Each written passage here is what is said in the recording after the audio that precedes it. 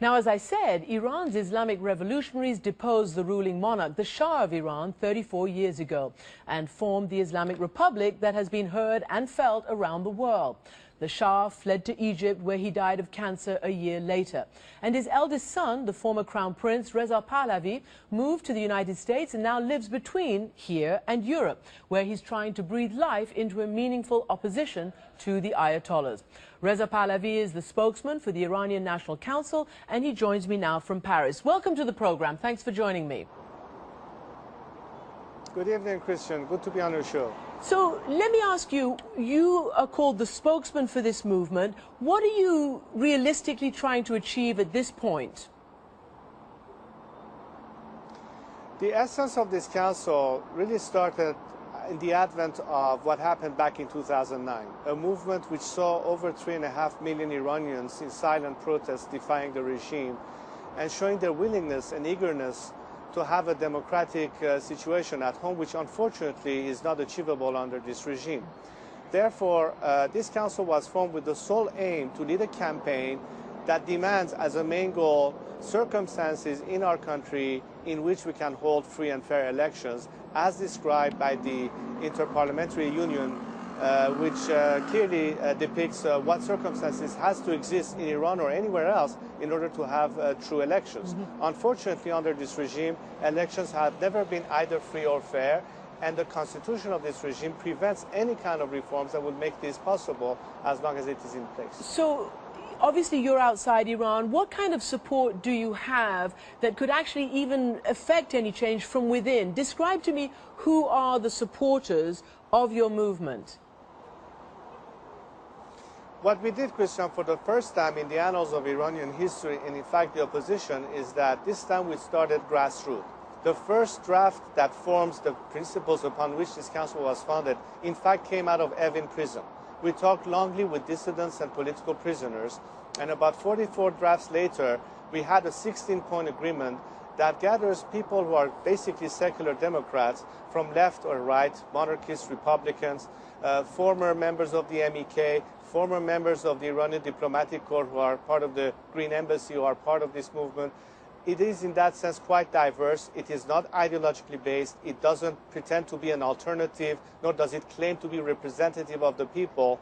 All that it does is to promote a campaign that asks for circumstances that has to occur in our country. As such, the representation was very wide. We had about 25,000 people who participated in signing this document, half of them from Iran, and we had the first time ever elections that basically nominated about 500 people to constitute the first council, which was about 2 months ago here in Paris on the 27th and 28th of April, out of which 35 people were elected as the Supreme Council and 9-member political office, and I was also elected as a spokesman for this council. And we are directly in contact with people at home. Let me ask you about something that certainly we hear a lot from people inside Iran.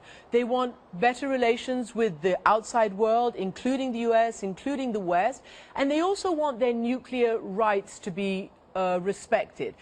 If there was a change, how would you propose dealing with reopening relations with the West and maintaining what they believe is their right for nuclear enrichment? I'm not talking about weapons, I'm talking about their right for nuclear enrichment.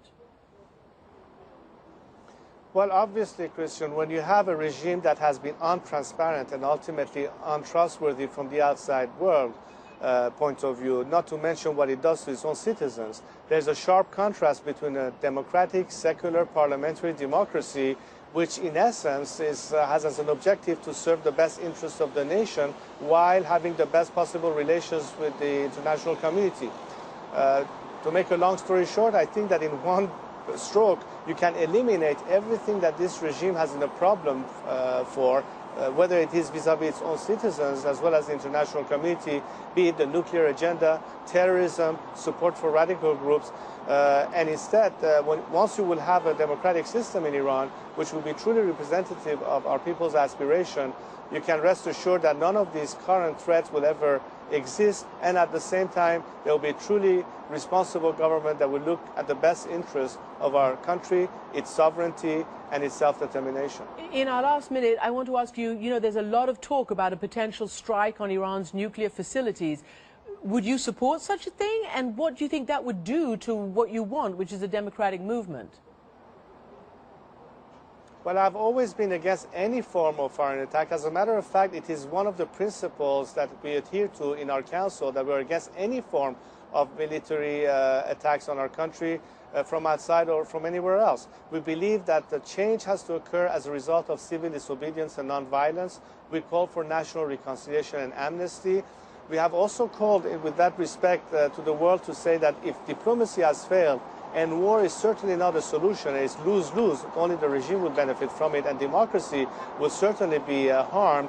The best way is to this time proactively support the democratic people of Iran by helping them in this campaign, since the regime has refused to voluntarily leave the scene.